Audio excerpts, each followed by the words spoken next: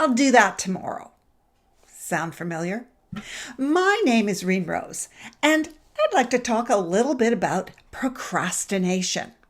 Some people are masters of putting things off until tomorrow or the next day. Other people like to do their to-do list. They need to get things done. If you are getting things done all the time, you're probably a little bit more of a controller. People who leave things and just wait, a little bit more living in the moment, perhaps.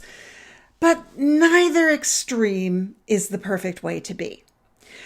Whether you are doing everything right on time or early, that's how I used to be. If it had to be done on Tuesday, let's do it by Friday.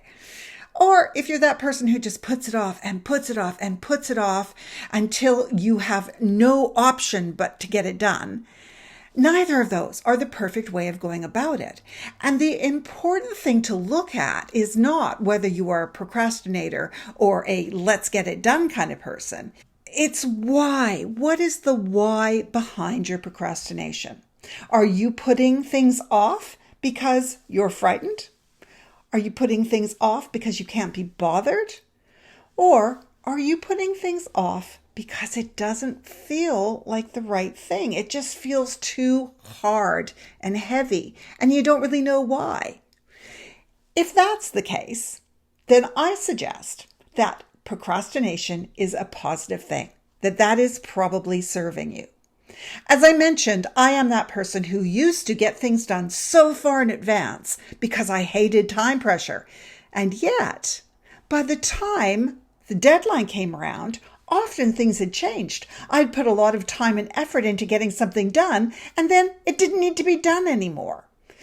Doing things way in advance is not necessarily the right thing to do either. Be guided by your inner intuition, your feelings.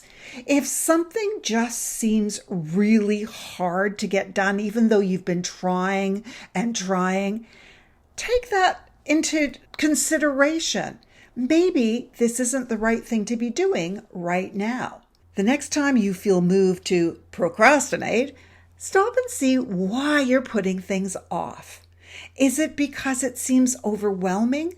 If it is, then try and break things down into smaller bite-sized pieces or ask for some help.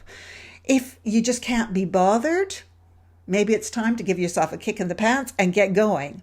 If you're trying, but though it's just not working out for you, it feels hard and heavy, give it a break. And if that still doesn't help you, try rethinking what it is you're trying to do.